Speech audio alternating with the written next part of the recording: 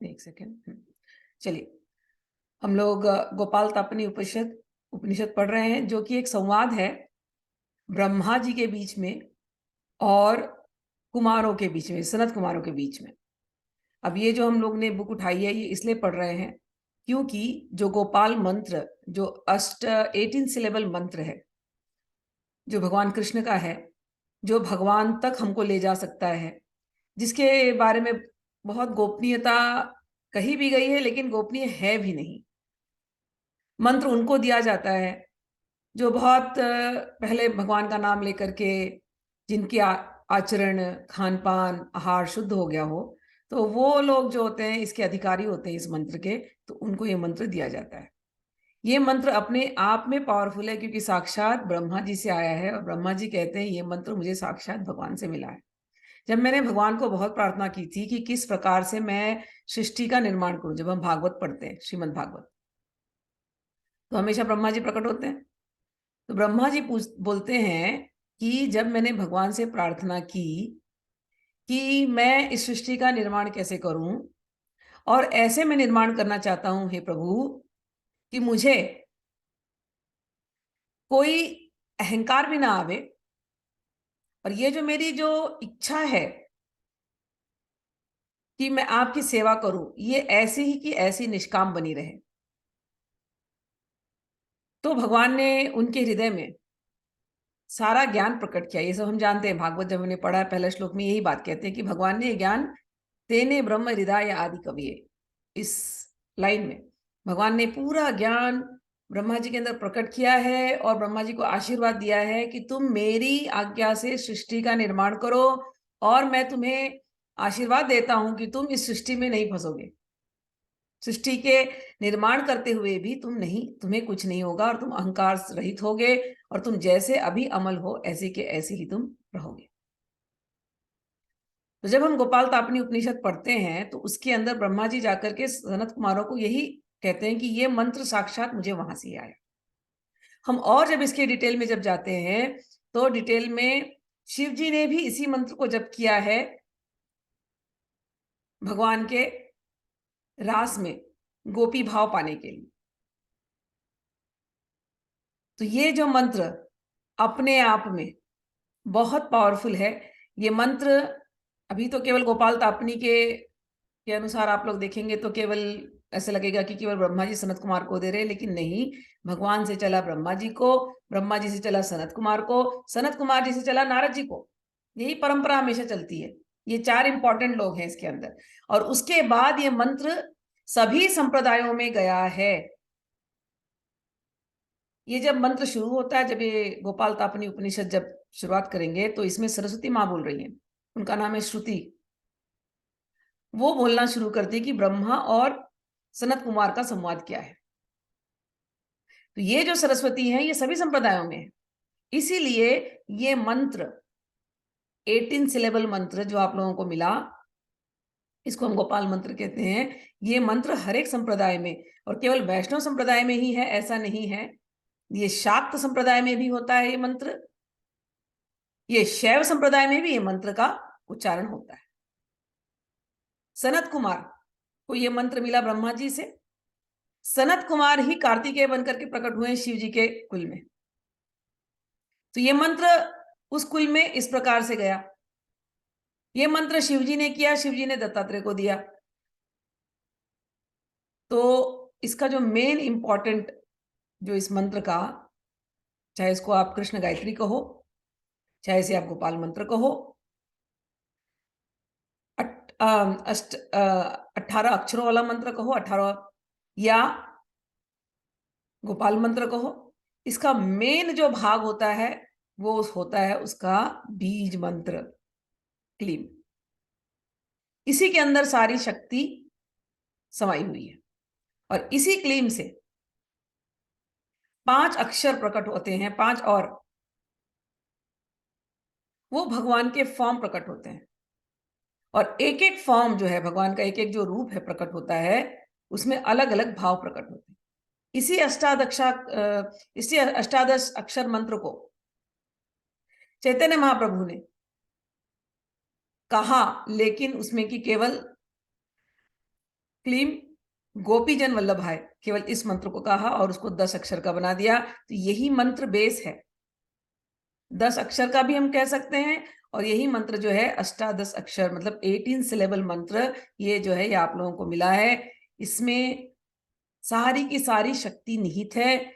सकामता से निष्कामता की ओर ले जाने वाला ये मंत्र अपने आप में बहुत ही पावरफुल है। हम लोग अब इस मंत्र का जो है हिस्ट्री कहाँ से आई, कैसा आया, अब हम लोग उसका श्रवण करते हैं। तो मैं अभी आज से शुरू करेंगे, इसमें बहुत सारे श्लोक हैं, तो ये पूरी बुक मैं पढ़ूंगी। हो सकता है 2-3 क्लास लगे, लेकिन हम लोग इसको एक साधना जैसे इसको हम लोग कंप्लीट कर देंगे। चलिए। सच्चिदानंद रूपाय कृष्णाय क्लिष्टकारिणे नमो वेदांत वेद्याय गुरुवे बुद्धि साक्षिणे। मैं इसका पहले इंग्लिश ट्रांसलेशन जो लिखा हुआ है वो पढ़ देती हूँ, फिर उसको हिंदी में हम लोग और अच्छी तरह से समझते हैं। I offer obeisances to Krishna, the form of eternity, knowledge and bliss, whose every act is wonderful, who is the object of knowledge identified by Vedanta, and who is the Guru, the witness present in the intelligence. कहते हैं भगवान जो गुरु रूप में साक्षात प्रकट है, हम उन कृष्ण को नमस्कार करते हैं। गुरुवे नमो वेदांत वेद्याय। वेदांत, भगवान श्री कृष्ण जब हम भगवत गीता पढ़ते हैं तो भगवान कहते हैं मैं ही वेद हूं, मैं ही वेद को जानने वाला हूं, वेदांत मैं ही हूं। वेदों के द्वारा जाना किसको जाता है? अगर हम वेद पढ़ते हैं तो वो सारा ज्ञान, उससे जानना किसको है? वो सारे ज्ञान का अंतिम लक्ष्य क्या है? सारे वेदों का जो निचोड़ है उसको कहते हैं वेदांत, अंतिम, एंड ऑफ वेदास। तो वेद का अंत वेदांत। भगवान ने गीता में एकदम कह दिया मैं ही हूं वो, मैं ही वेद हूं, वेद का लिखने वाला भी मैं ही हूं, वेद को जानने वाला भी मैं ही हूं, वेद से जिसको जाना जाता है वो भी मैं ही हूं। यहां पर भी जब ये श्लोक प्रारंभ हुआ सेम बात कह रहे हैं, नमो वेदांत वेद्याय। जिसको वेदों के माध्यम से जाना जाता है हम उनको नमस्कार करते हैं। और ये कैसे हैं? गुरुवे, ये गुरु रूप में प्रकट हैं, हम इनको नमस्कार करते हैं। बुद्धि साक्षिणे, ये हमारे बुद्धि की साक्षी रूप में खड़े हैं, हम इनको नमस्कार करते हैं। और ये कैसे हैं? इनका विग्रह क्या है? सच्चिदानंद रूपाय। सच्चिदानंद, ये इनका रूप है, इटर्नल सत्य, सनातन सत्य, आनंद रूप। सो सत चित आनंद, यही भगवान का स्वरूप है। और क्या है ये? कृष्णाय, ये भगवान कृष्ण है। और अक्लिष्टकारिणे, ये सारे जो क्लिष्ट जीवन में जो तकलीफें हैं, जीवन की जो परेशानियां हैं, उनको ये दूर करने वाले ये साक्षात भगवान कृष्ण, हम इनको नमस्कार करते हैं। आगे कहते हैं सच्चिदानंद रूपाय कृष्णाय क्लिष्टकारिणे नमो वेदांत वेद्याय गुरुवे बुद्धि साक्षिणे। अगले श्लोक में कहते हैं ओम मुनियो ह वै ब्राह्मणौचुः कः परमो देवः कुतो मृत्युर्विभेति कस्य विज्ञानेनाखिल अखिलं विज्ञातं भवति केनेदं विश्वं संसरति। अब जितने मुनिजन थे, मतलब सनत कुमार इत्यादि, वो पूछ रहे हैं। पहले उन्होंने ओम कहा, फिर ओम कहकर के पूछते हैं कि ब्रह्मा जी से पूछ रहे हैं कि कौन सबसे बड़े हैं। ये आप बताइए ब्रह्मा जी कि को परमो देव, परम देव कौन है? कुतो मृत्युर्बिभेति, मृत्यु किससे घबराती है? कस्य विज्ञानेनम अखिलम विज्ञातम भवति, किसको सारा ज्ञान है और किसके शरण में जाकर के इस ज्ञान का हमको भी ज्ञान होगा? केनेदम विश्वम संसरति, कि ये जो विश्व, ये जो संसार चल रहा है, घूम रहा है, फिर रहा है, हो रहा है, प्रकट हो रहा है, चला जाता है, ये कौन कर रहा है? तो उस परम देवता के बारे में आप हमें बताइए। तो कुमारों ने जाकर के ये प्रश्न कहा। तो सुन करके ब्रह्मा जी बड़े प्रसन्न हुए। तो यहाँ भी ब्रह्मा जी गुरु का रूप लेते हैं। ब्रह्मा जी के हृदय में साक्षात भगवान ने प्रकट किया है सब, और ब्रह्मा जी अभी ज्ञान दे रहे हैं। भागवत का ज्ञान उन्होंने सुखदेव को दिया, इस मंत्र का ज्ञान सनत कुमार को दे रहे हैं, सनत कुमार ने इसको सनत कुमार संहिता में नारद जी को दिया। इस प्रकार से ज्ञान का प्रसारण हुआ। तो क्या कहते हैं ब्रह्मा जी? तदु होवाच ब्राह्मणः कृष्णो वै परम दैवतम गोविंदा मृत्युर्बिभेति गोपीजन वल्लभ ज्ञानेन तज्ज्ञानम भवति स्वाहा येदम संसरति। कहते हैं आपने जो प्रश्न कहा उसका उत्तर ये है, कृष्ण ही परम देवता है और गोविंद है जिनसे मृत्यु भी घबराती है। और ज्ञान किससे होगा? कहते हैं अरे गोपी जन वल्लभ,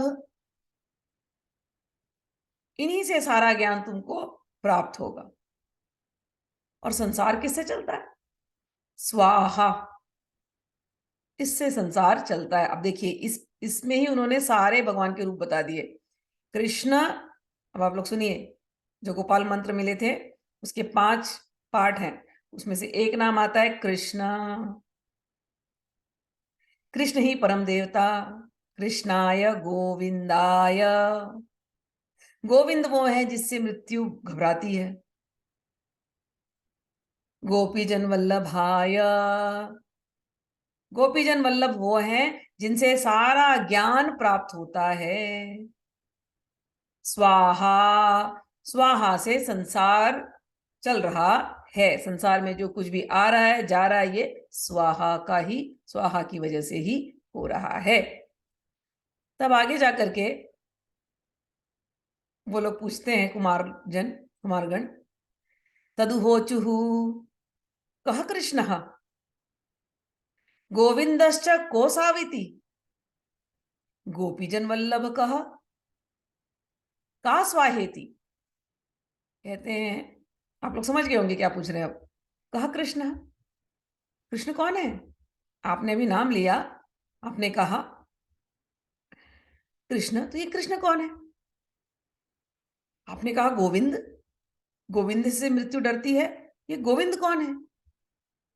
आपने कहा गोपीजन वल्लभ से सारा ज्ञान मिलता है, ये गोपीजन वल्लभ कौन है? और स्वाहा से ये संसार चलता है, ये स्वाहा क्या है, ये बताइए आप। तो जब आप लोग को दीक्षा मंत्र मिलता है, जब ये दीक्षा मंत्र मिला तो दीक्षा मंत्र के साथ साथ इसका अर्थ आप लोगों को थोड़ा थोड़ा बताया गया था। कृष्ण कौन है, गोपीजन वल्लभ कौन है, गोविंदा कौन है, और बीज मंत्र का अर्थ क्या है, ये सब थोड़ा बताया गया था। अब जो है इसको हम लोग और इसकी डिटेल में जाएंगे। ये जो मंत्र है, मैंने आपसे पहले ही कहा, सकामता से निष्कामता की ओर ले जाने वाला है। जितने केवल वैष्णव ही नहीं, शाक्त संप्रदाय के भक्त भी इस मंत्र को पाने की इच्छा रखते हैं।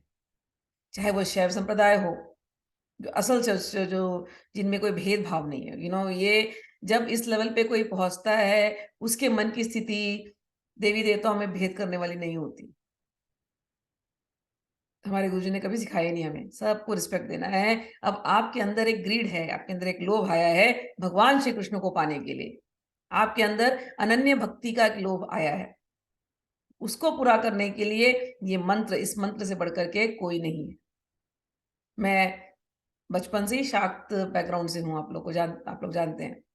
लेकिन श्री कृष्ण का प्रेम जब आने लगा, हृदय में जब प्रकट हुआ, और जब भूख बढ़ गई कि यही मेरी भक्ति है, कोई कहीं भी किसी भी देवी देवता के पास ले जाओ लेकिन मन ही नहीं लग रहा। अब कोई भी मंत्र कुछ भी दे रहे हैं, मुझे बड़े बड़े मंत्र आते थे, कोई भी मंत्र दे दो लेकिन मन ही नहीं लग रहा उन मंत्रों में। घूम घूम करके मन केवल कृष्ण भगवान के पास आ रहा है। अलग ही प्रेम, अलग ही बात। जब मेरे पिताजी और उनके गुरुदेव वो समझ गए, मैं यहाँ न्यूयॉर्क में रहती थी, तो उस समय पर मेरे पिताजी उज्जैन गए हुए थे, मेरा बेटा होने वाला था। उज्जैन में उनको गुरु मिले, उज्जैन में डबराल जी, जो मैंने आप लोगों से कहा कि ये सारी परंपराएं जो है, ये मंत्र चला, हम लोग देखते हैं कि वैष्णव परंपरा अलग है, शैव परंपरा अलग है, शाक्त परंपरा अलग है, लेकिन मेरी जर्नी जो हुई है उसमें हम लोग सब कनेक्टेड है, कोई ऐसे अलग अलग नहीं है। मंत्र तो वही जप रहे हैं सब लोग। तो हम परंपराओं में झगड़ा करें ये बात सही नहीं है, हम संप्रदायों में झगड़ा करें ये बात सही नहीं है। ये सेम बात मुझे जाकर के, जब मैं रायंदा जी के पास गई थी क्लैरिफिकेशन के लिए, तो उन्होंने भी कहा कि 4 संप्रदाय हैं अगर वैष्णव के, तो चारों में कोई ऊपर नीचे नहीं है। 4 संप्रदाय, जैसे गाय के 4 थन हैं, उसमें से दूध निकल रहे हैं, हर थन में से वही दूध निकलेगा। तो ये संप्रदायवाद, ये देवी देवतावाद, डेमीगॉड, ये सब सिस्टम से आपको ऊपर उठना चाहिए, तो आप ये जो बेस है ना, ये मंत्र का समझ पाएंगे। ठीक है। तो ये मंत्र जब मुझे मिला, मेरी गुरु परंपरा में मिला, और उसके बाद मुझे कह दिया गया कि अब तुम्हें कुछ और मंत्र करने की जरूरत नहीं है, तुम यही मंत्र करो।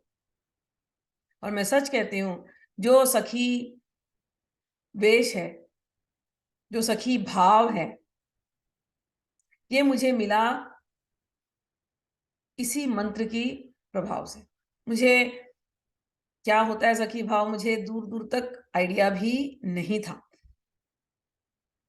लेकिन ये मंत्र की कृपा है, जो गुरुजन की कृपा ऐसे ही हो गई। जब हमें मिला तो हमें नहीं पता था इसकी क्या वैल्यू है, हमें सच्ची नहीं पता था।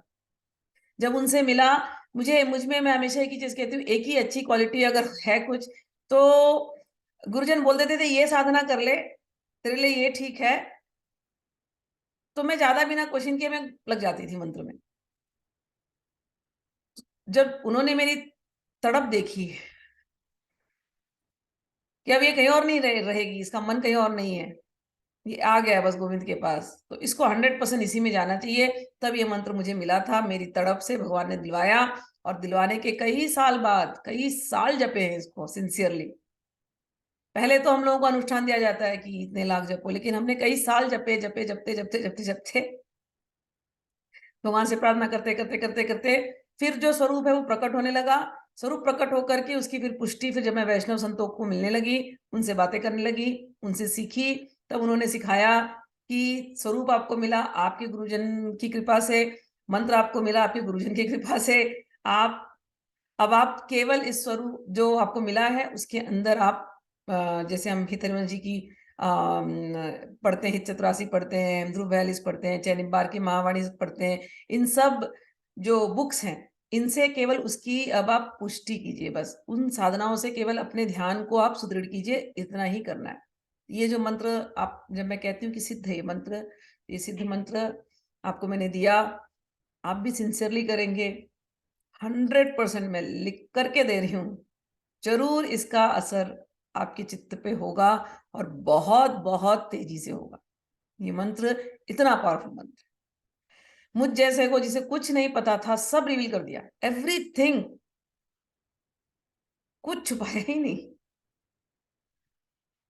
जो एक कवरिंग जैसा होता है साधना में, जब हम स्पिरिचुअल लाइफ में चलते हैं ना, आंखें बंद होती हैं कई बार, तो एक एक लेयर के जैसे खाली होता है, एक एक लेयर, हमें लगता है हम अभी पहुंच गए, नहीं, फिर और एक लेयर हटता है, फिर लगता है अरे अब पहुंच गए, नहीं, और एक लेयर हटता है, हटते हटते हटते हटते फाइनली जब सखी भाव रिवील हुआ,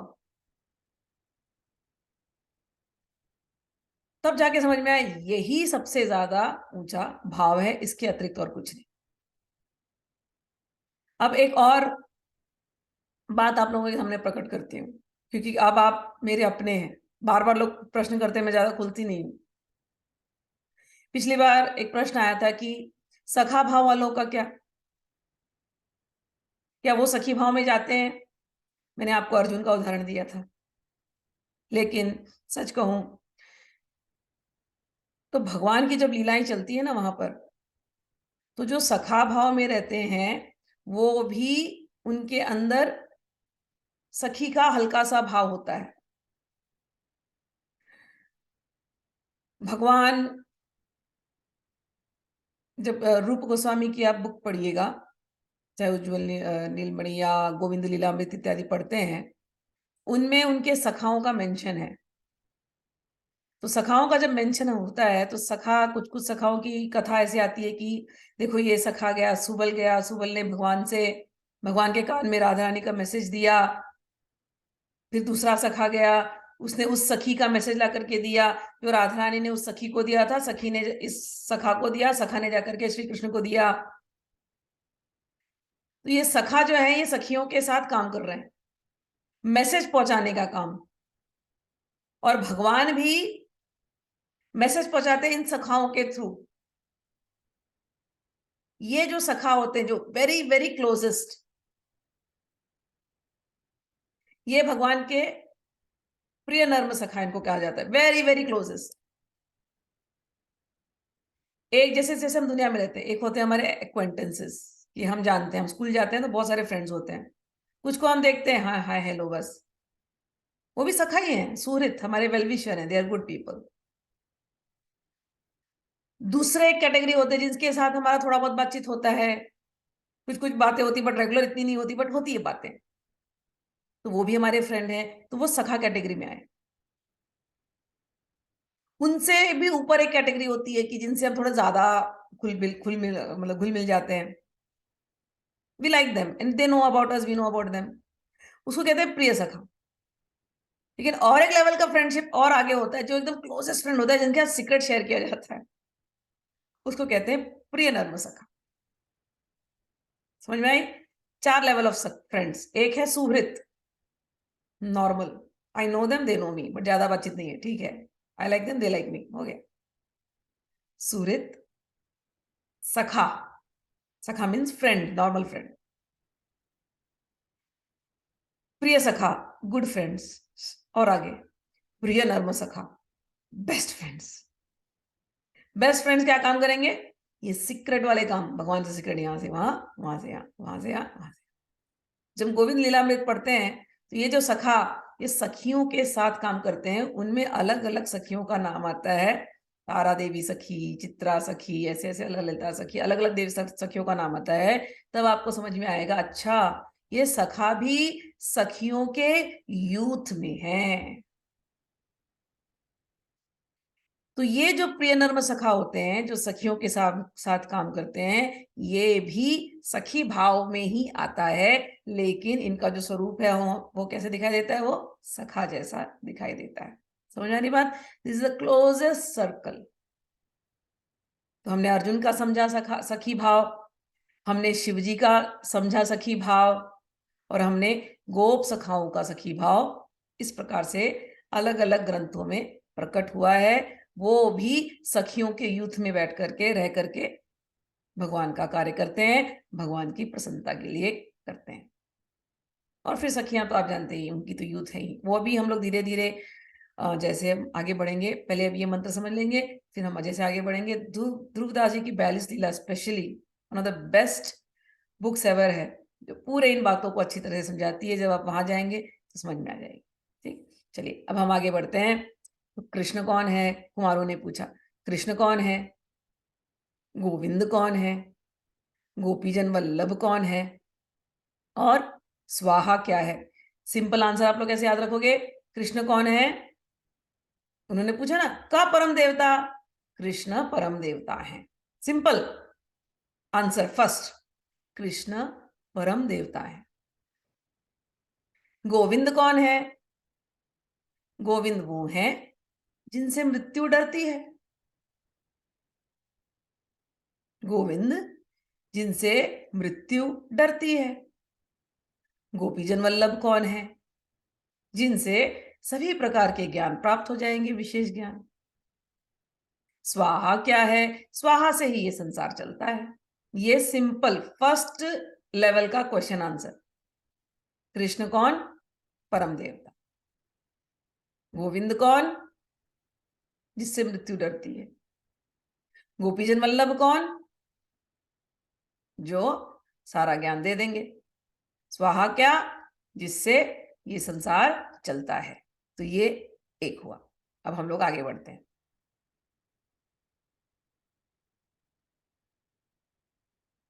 तानुवाच ब्राह्मणः पापकर्षणो गो भूमि वेद विदितो विदिता गोपीजन विद्या कला प्रेरकस तन्मया चेति सकलम परम ब्रह्मैव तत्। कृष्ण कहते हैं, अभी अब दूसरा दूसरा आंसर दे रहे हैं ब्रह्मा जी। उन्होंने फिर से पूछा कृष्ण कौन है, तो बता रहे हैं।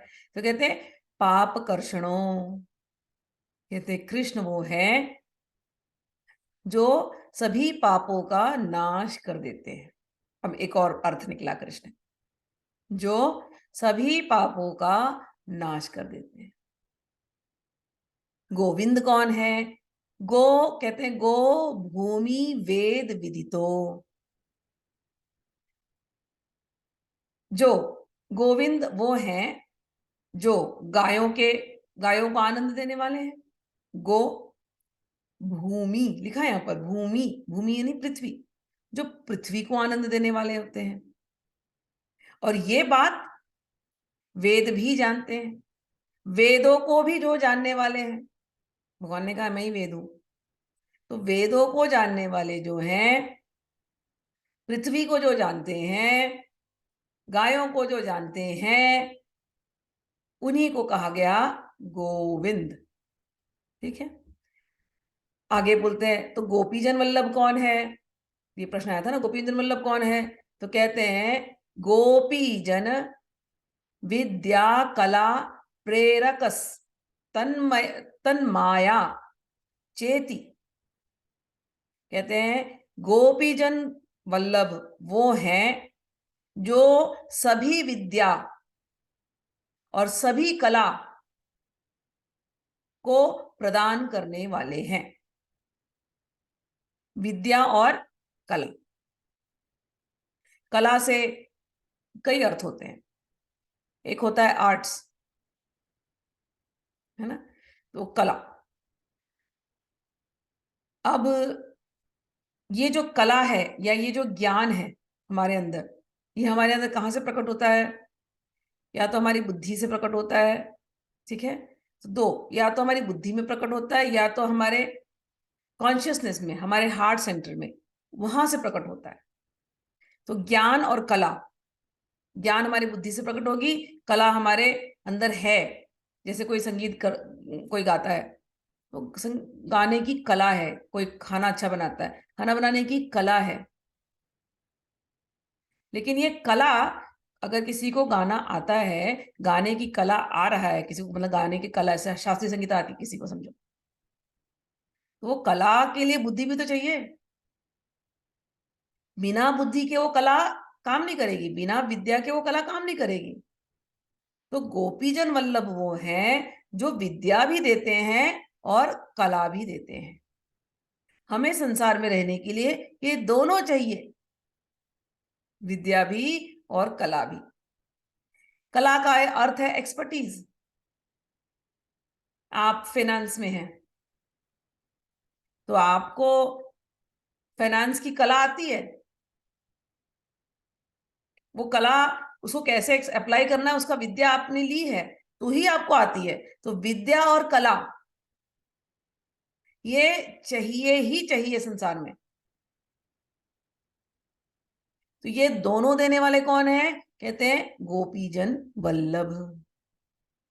और स्वाहा, कहते हैं स्वाहा तो उनकी शक्ति है, माया या योग माया, ये उनकी शक्ति है। ये संसार जो चल रहा है, क्योंकि पहले कहा था ना संसार चल रहा है स्वाहा से, तो ये स्वाहा जो है वो इनकी योग माया है।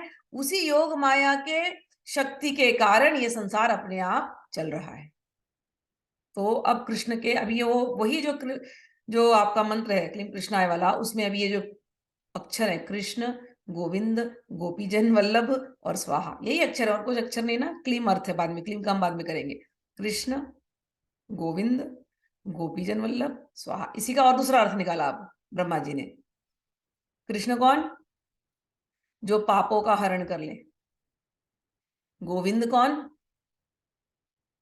जो वेद जानने वाले हैं, जो गायों को जानते हैं, जो भूमि को आनंद देने वाले हैं, जो वेदों के अंदर है, जो भूमि को आनंद देने वाले हैं, जो गायों को आनंद देने वाले हैं, वो है गोविंद। और गो से जो गाय आता है ना, गो से और एक अर्थ होता है, जो हमारी इंद्रियां और हमारा मन। तो गोविंद कौन है? इंद्रियों को आनंद देने वाले, मन को आनंद देने वाले, भूमि को आनंद देने वाले, और वेदों के अंदर जो है वो गोविंद है। ये उनका दूसरा अर्थ हो गया। और तीसरा था गोपीजन वल्लभ। गोपीजन वल्लभ यानी कि सारी कलाएं, सारा वेद जिनसे प्रकट होता है वही है गोपीजन वल्लभ। स्वाहा कौन है? माया, योग माया, जिसकी वजह से दुनिया चल रही है। तो अभी आप लोगों को 2 अक्षर समझ में आए। इस लेक्चर को वापस सुनना और अपने नोट जरूर बना लेना। अगली बार जब आप किसी को समझाएंगे आपको आसानी हो जाएगी। अब आगे कहते हैं, इन 5 नामों को जो कोई याद करता है, स्मरण करता है, तो क्या होता है? तो ब्रह्मा जी कहते हैं, यो ध्यायति रसति भजति, जो ध्यान करता है, जो भजन करता है, जो इसमें आनंद लेता है, सो अमृतो भवति, वह अमर हो जाता है। सो अमृतो भवति ती, 2 बार रिपीट करते हैं। यो ध्यायति रसति भजति, जो ध्यान करते हैं, इसमें रस लेते हैं, इस मंत्र में, जो इस मंत्र का भजन करते हैं, सो अमृतो भवति, वह अमर हो जाते हैं। सो अमृतो भवति इति, ये पक्की बात है कि वो अमर हो जाते हैं। ठीक है, अमर हो जाते हैं यानी वो अपने आध्यात्मिक शरीर को प्राप्त कर लेते हैं, अपने आध्यात्मिक स्वरूप को वो प्राप्त कर लेते हैं। इस मंत्र में इतनी शक्ति है। अभी मरना और अमृतत्व, ये क्या है, डिफरेंस क्या है? जब तक हम शरीर में रहते हैं, शरीर भाव में रहते हैं, शरीर से अपने आप को रिलेट करते हैं, तब तक हम मर रहे हैं। लेकिन जब हम भगवान के भाव में रहते हैं, तब हम मरते नहीं, हम जीते हैं। जितनी देर हम संसार में हैं, मर रहे हैं, मृत्यु की ओर अग्रसर हो रहे हैं।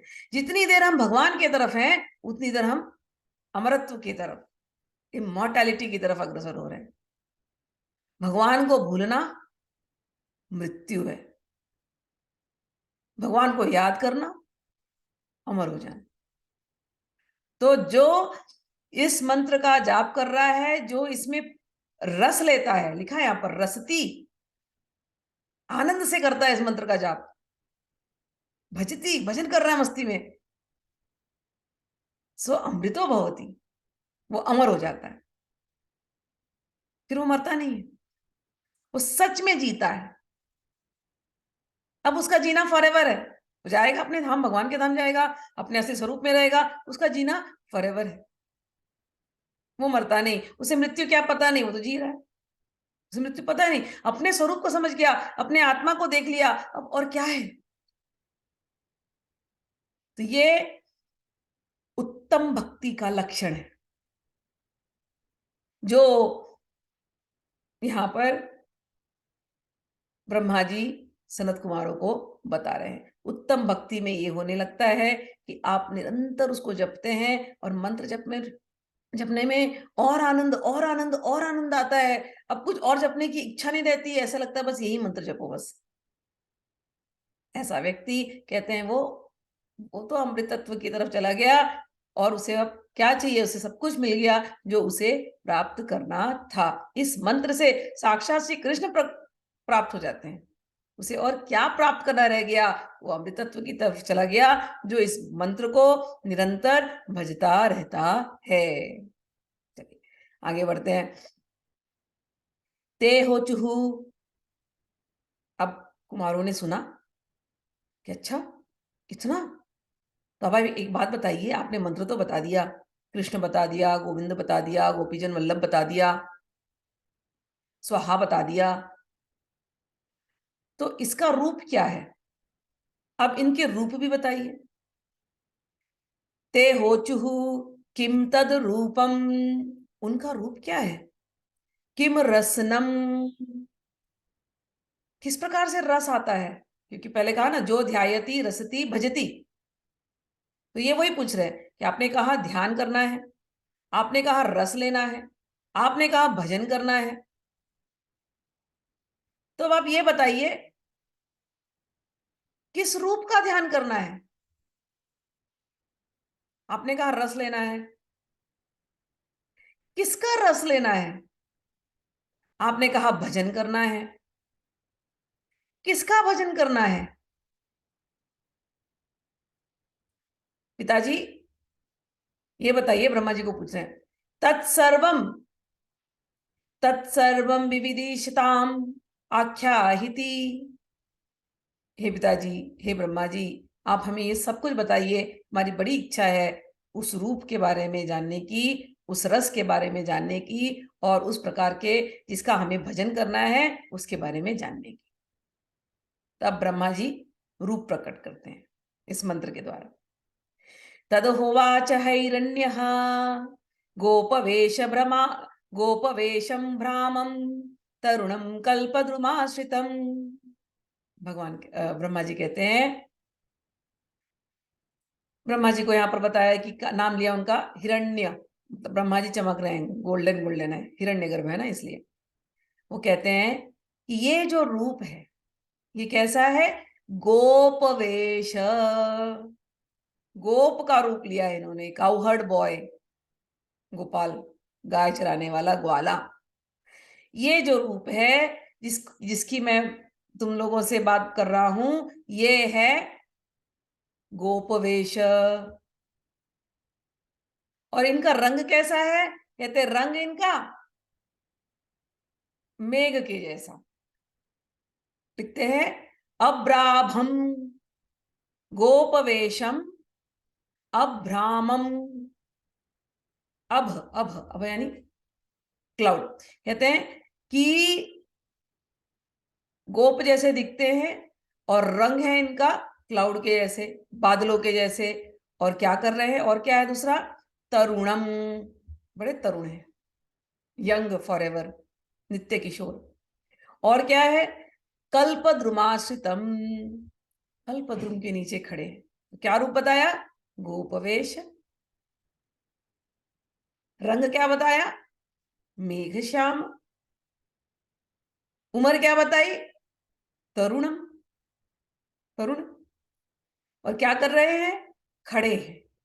किसके नीचे खड़े हैं? कल्पद्रुम के नीचे खड़े हैं। कल्पद्रुम यानी कल्पवृक्ष।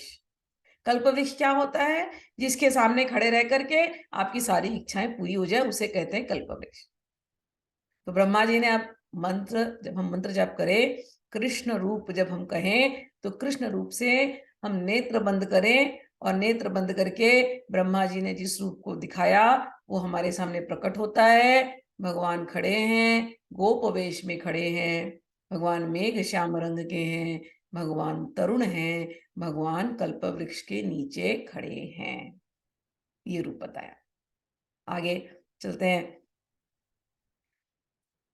तदिह श्लोका भवन्ति, और फिर उन्होंने एक श्लोक सुनाया।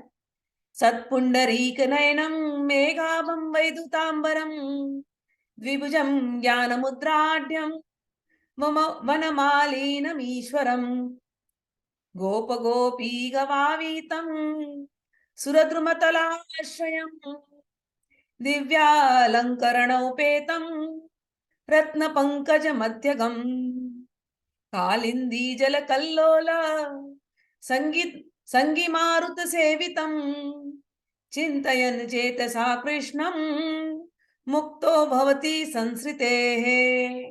भगवान ब्रह्मा जी कहते हैं, पहले तो आप ऐसे ध्यान करना, अब इसी ध्यान के ऊपर मैं आपको एक श्लोक सुनाता हूं, उस श्लोक पर आप ध्यान करना। इस प्रकार से कृष्ण के स्वरूप का आपको ध्यान करना है। तो क्या है, कह रहे हैं कैसा स्वरूप है उनका? तद इह भवंती श्लोकः, ये श्लोक है पुंडरीक नयनम। उनके नेत्र कैसे हैं? कमल के जैसे। मेघाभ्याम, और उनका रंग कैसा है? मेघ की जैसे। वैद्युत आंबरम, और उन्होंने जो अंबर मतलब जो कपड़े पहन कर रखे हैं, पीतांबर, पीतांबर कैसे है? बिजली के जैसे। मेघ श्याम, उसमें बिजली चमकती हो तो वो वैद्युत, बिजली, विद्युत की जैसे। ऐसे उन्होंने पीतांबरी पहन करके रखी है। और क्या कहते हैं? द्विभुजम, दो हाथे हैं।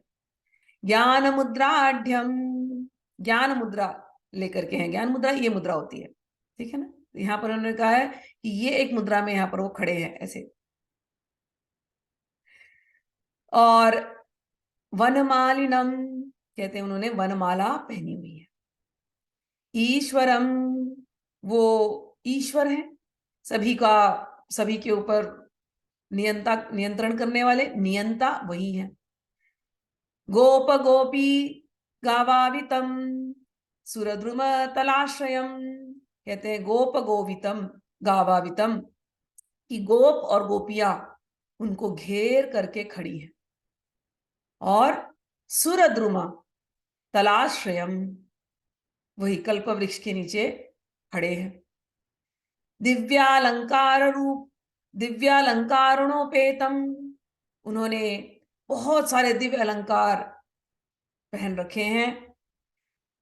रत्न पंकज मध्यगम, और जहां वो खड़े हैं उसके आसपास ये जो कल्पद्रुम है, गोपियां घेरी हुई हैं। और ये सब कहां पर है? इसके आसपास बहुत सुंदर सुंदर रत्न बिछे हुए हैं, बहुत सुंदर सुंदर कमल खिले हुए हैं।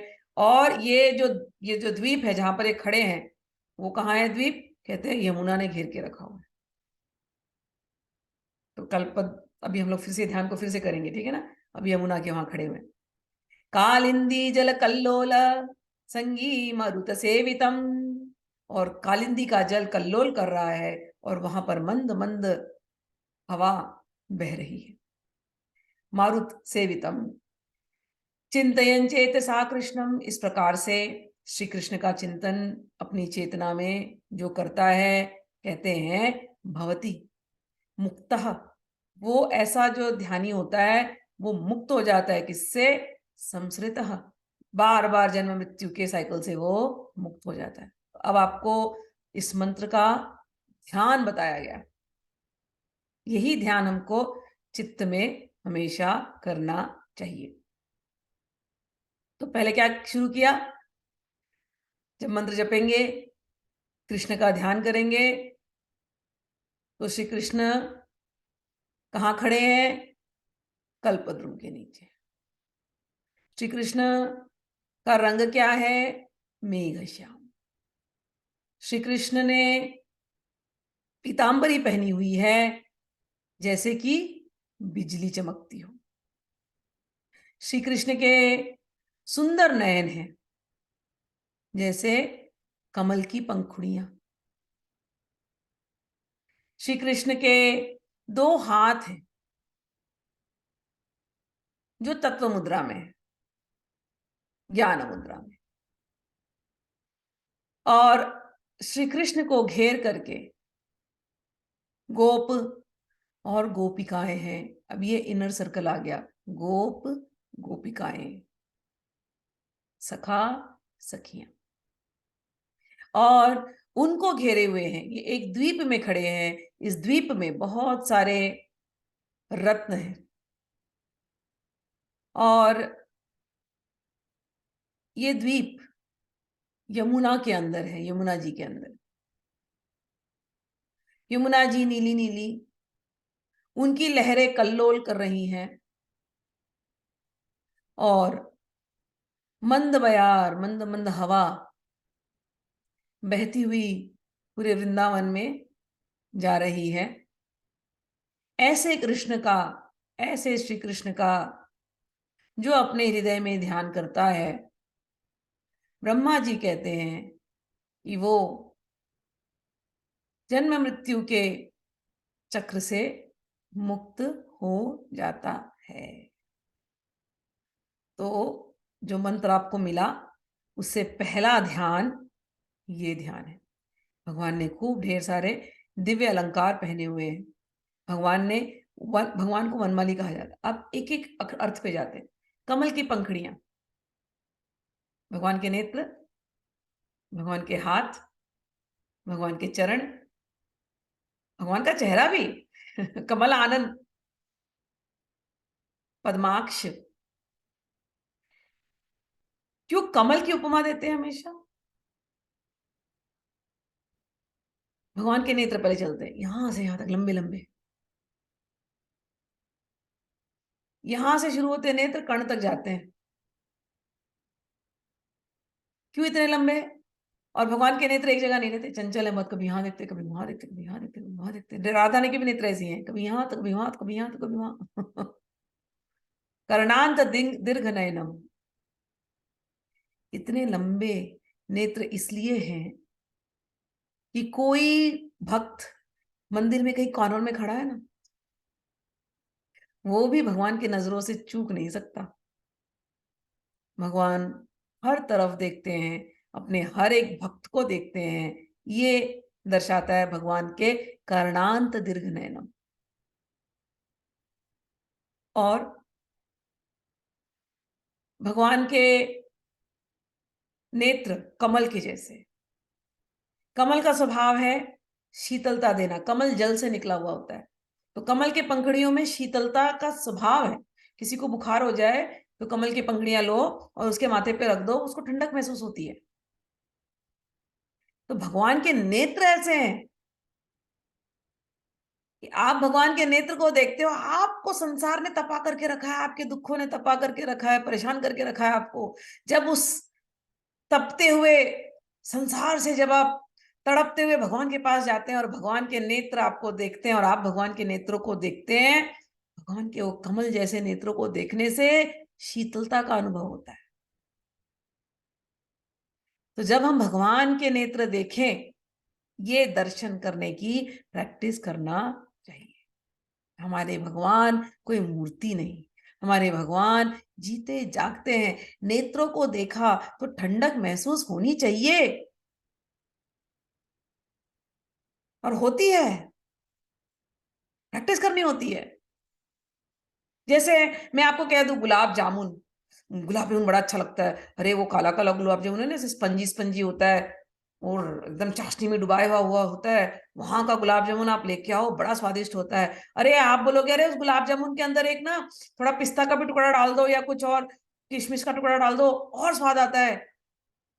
फिर कोई कहेगा नहीं गुलाब जामुन में कुछ और वैरायटी आती है, हमारे यहाँ तो गुलाब जामुन का केक बनता है, बड़ा स्वाद आता है। जैसे मैंने गुलाब जामुन का नाम लिया मन में पिक्चर आने लगा ना, स्वाद भी आने लगा ना। गुलाब जामुन तो सामने नहीं है, लेकिन स्वाद आ रहा है गुलाब जामुन का, मिठा चाशनी से भरा, स्पंजी। कैसे आ गया? ऐसे ही स्वाद, जिसको हम कहते हैं रसनेन्द्रियां, वो रसनेन्द्रिय अंदर है, सामने हो या ना हो, केवल ख्याल मात्र से उसमें आनंद आने लगता है, विचार मात्र से। तो रसनेन्द्रिय अंदर है। हम सुनते सुनते भगवान को जब हम देखें, भगवान के नेत्रों को देखें, तो हमारी जो फील करने वाली जो इंद्रिय है, ये भगवान के कमल नयन है। कमल ठंडा है, भगवान को देखते हैं हमें ठंडी लग रही है, अरे इतना अच्छा लग रहा है प्रभु। भगवान के चरणों को छुए, ठंड लग रही है, मतलब शीतलता प्राप्त हो रही है, मतलब सारे दुख दूर हो रहे हैं। भगवान के हाथ हमारे सर पे पड़ जाए और क्या चाहिए। तो ये इंद्रिय हमारे अंदर है, ये ध्यान के माध्यम से हम इसको अपने आप डेवलप कर सकते हैं। डेली ये मंत्र जाप करना, और जो मैं ध्यान आपको जैसे सिखाती हूँ, धीरे धीरे, one thing at a time. सब कुछ एक साथ नहीं होगा। अगर आंख पर अगर ध्यान जाता है भगवान के नेत्रों पर, वहीं टिके रहो, हिलने की जरूरत नहीं है। मंत्र जाप रुक जाए कोई बात नहीं है, निहारो। नेत्रों की चंचलता को निहारो। तुम मूर्ति देख रहे हो, लेकिन मूर्ति मूर्ति नहीं होनी चाहिए, वो नेत्र चंचल होने चाहिए। ऐसा ध्यान। खुली आंखों से भी भगवान की मूर्ति अब पत्थर नहीं है, मूर्ति चल रही है, फिर रही है, ऐसे ध्यान। ये ध्यान हमको सिखाया जा रहा है। ठीक, तो भगवान के नेत्र कमल जैसे शीतलता प्रदान करने वाले हैं। और भगवान ने वनमाला पहनी है। वनमाला, जितने फूल, वो सब लेकर के भगवान पहन लेते हैं। भगवान के बारे में कहा जाता है कभी कभी कि भगवान 5 प्रकार के फूलों की माला पहनते हैं। क्यों पहनते हैं? जो भक्त जिस भाव में है, कोई सखा भाव में है, कोई वात्सल्य भाव में है, कोई दास्य भाव में है, कोई शांत रस में है, कोई माधुर्य रस में है, जो भी भाव का है, वो भाव के पुष्प भगवान धारण करते हैं। और नीचे गुच्छा होता है फूलों का, जो भगवान के चरणों को छूता है बार बार। तो भगवान तो वनमाली है। भगवान के जो वनमाला, ये जो पुष्प है, ये पुष्प भगवान के अंग में गए हैं, तो ये एक से एक बढ़कर के भक्त हैं। इनका हम दर्शन कर रहे हैं। ये भक्त तरस नीचे झुक रहे बार बार भगवान के चरणों को छूने को, हम उनको नमस्कार करते हैं। जब हम दर्शन करें तो हम इस प्रकार से दर्शन करें।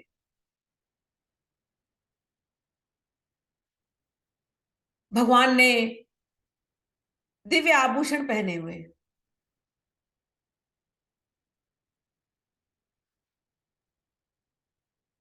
तो ये जो दिव्य आभूषण है, ये भी सारे के सारे बड़े उच्च कोटि के भक्त हैं, जो भगवान ने जिनको अपने शरीर पर धारण किया है।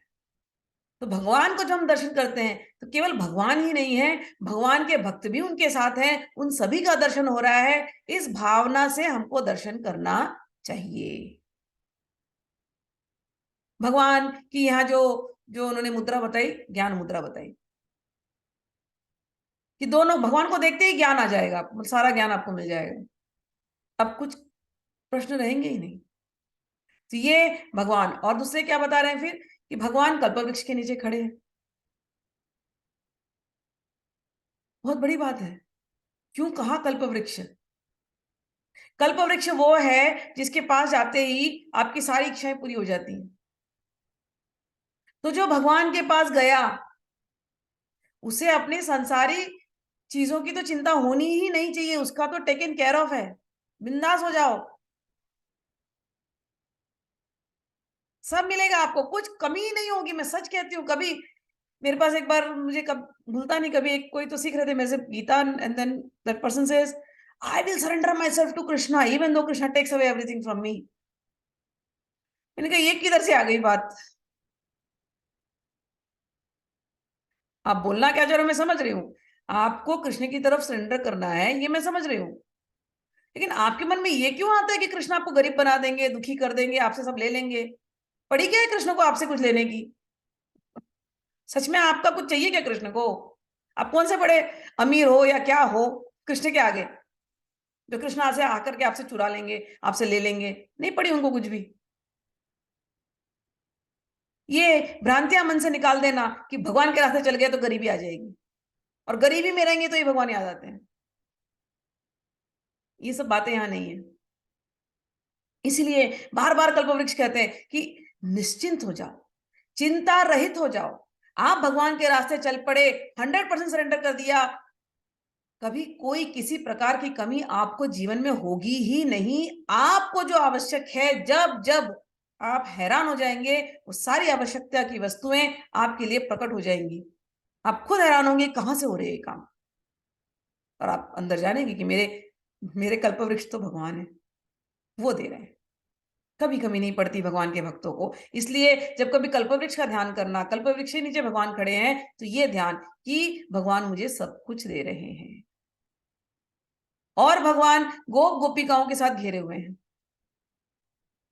ये गोपिकाएं, ये जो हैं, यही हमारी सखियां हैं, यही हमारे रोल मॉडल्स है, जिनके चरणों में हमको रहना है, जिनका हमें आशीर्वाद मिल जाए कि हम भगवान को प्राप्त कर सके। इन्होंने प्राप्त किया है, ये हमें आशीर्वाद दे, ये हमें खींच करके लेकर जाए, ये हमें वहां पर रखे हमारे मन को, जिसे हम भी भगवान का दर्शन हमेशा नित्य करते रहे। और क्या घिरा हुआ है? कहते हैं कि यमुना जी ने घेर के रखा हुआ है। यमुना जी तो आपको पता ही क्या है, राधा कृष्ण के का साक्षात प्रेम है ये। तो ऐसा ये दर्शन रोज अपने हृदय में करना। यमुना जी, यमुना जी में आइलैंड, आइलैंड के अंदर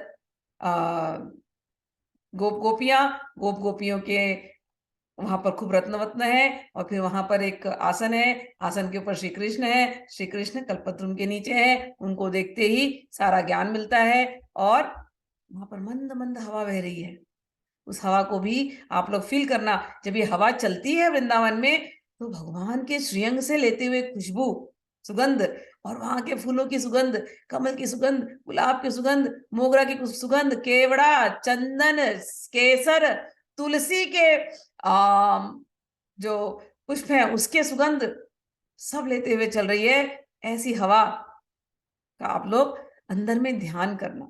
तो ध्यान इतना स्ट्रांग होना चाहिए कि ये पूरा का पूरा आपकी जो इंद्रियां है ना अंदर, सब फील करे, सुगंध को भी फील करे, शीतलता को भी फील करे, भगवान के नेत्रों को भी फील करे, भगवान के भावों को भी फील करे, सब। ठीक है, अब आगे बढ़ते हैं। अरे समय हो गया। तो ये मेडिटेशन मैंने आप लोगों को सिखाया। इसका अर्थ इंग्लिश में एक बार पढ़ देती हूँ। The following verses are the meditation on Krishna's form that are meant to accompany the 18 syllable mantra. Lord Krishna's eyes are like perfect lotus petals. His bodily color is that of monsoon cloud. His garments are of lightning. He has two arms. His hands are held in the Jnana Mudra. He is wearing garland of forest flowers. He is surrounded by cowherd men, cowherd girls, and cows, and sits decorative with divine ornaments on a jeweled lotus at the foot of a heavenly desire tree. He is fanned by pleasant breezes, moistened by the spray from the waters of Kalindi. Anyone who meditates on Krishna in this way will be liberated from repeated birth and death. यही भाव नरोत्तम दास ठाकुर ने अपने एक भजन में कहा है। Let me open that, अभी याद आ रहा है। वृंदा, आप लोगों ने सुना होगा, वृंदावन रम्य स्थान। लिरिक्स हो गए तो गा लेते हैं, भजन आ ही रहा है मन में।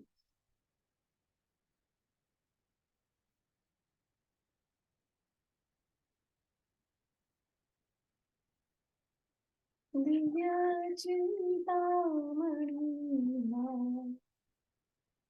एक सेकेंड, कहाँ है ये?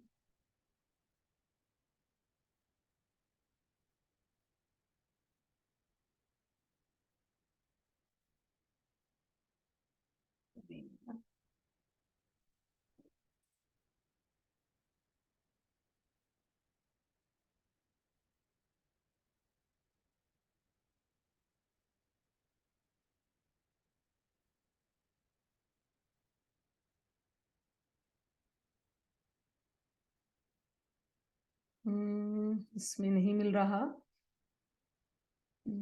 गुरु चरण पदम विद्याधर श्रीमती नंदन, मैं ढूंढ लेती हूँ।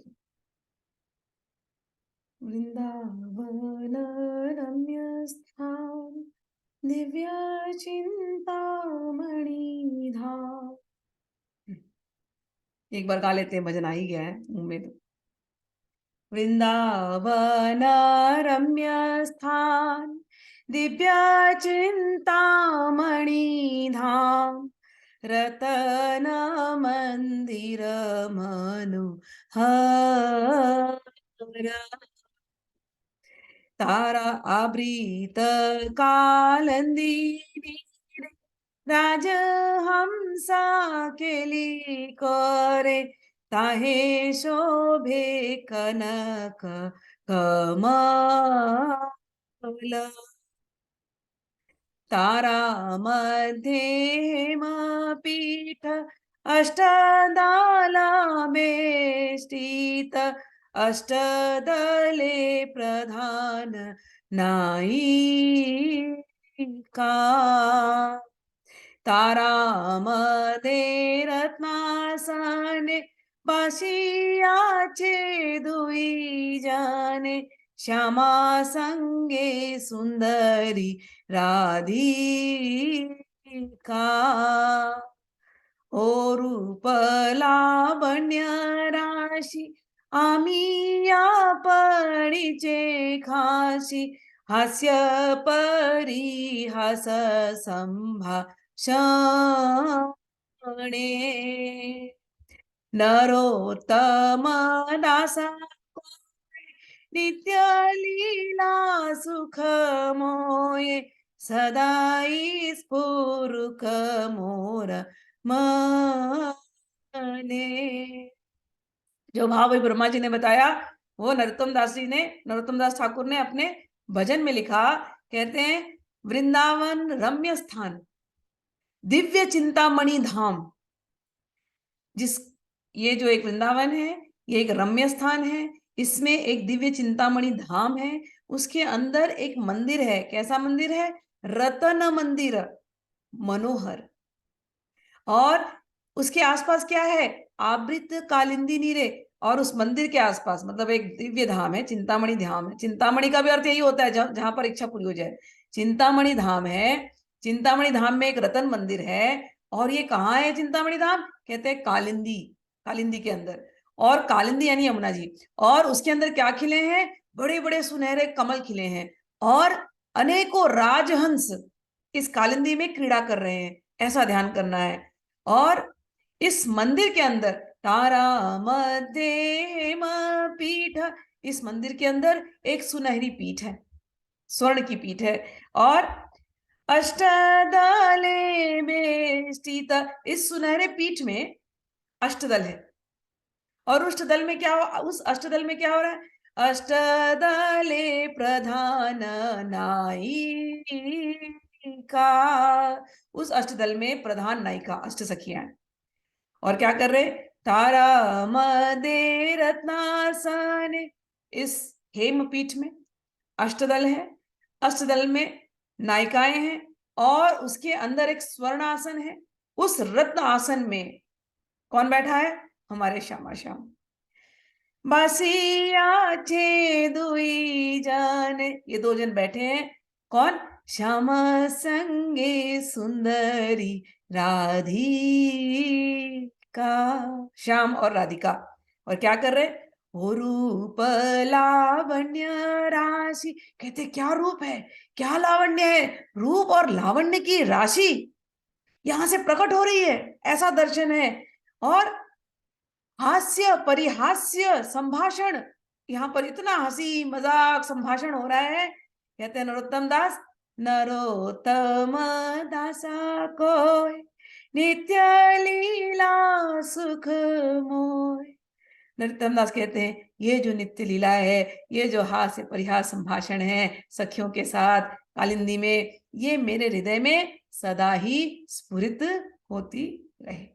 इसके साथ अभी हम क्लास एंड करते हैं। ये था अभी तो पहले अक्षर का ही अर्थ अभी तो हम पकड़े हैं, अभी तो पूरा जाना है।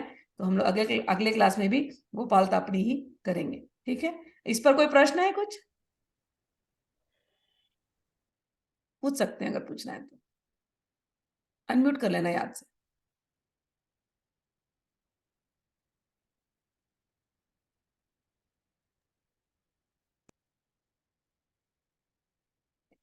नहीं, प्रश्न कुछ नहीं है माता जी। ठीक है, ठीक। आप जो लेक्चर ले रहे थे उसका प्रैक्टिकल अनुभव कर रहा था। Very good. ऐसे होना चाहिए, अनुभव भी होना चाहिए। ठीक है। और, और अभी तो ऐसा लगता है ना कि सब संसार जाए भाड़ में, अब भगवान के चरण में बैठे रहे, बस और कुछ नहीं चाहिए। बस बस। हाँ, बहुत अच्छे, बहुत अच्छे। Thank you very much, thank you very very much okay, गुरु सखी, thank you very much, thank you very much. चलिए ठीक, अब हम लोग अगले सैटरडे मिलते हैं। राधे राधे माता जी। Radhe Radhe Radhe Radhe Radhe, Radhe happy Radhe Shivratri to all Radhe of you. Radhe Radhe. Radhe Radhe.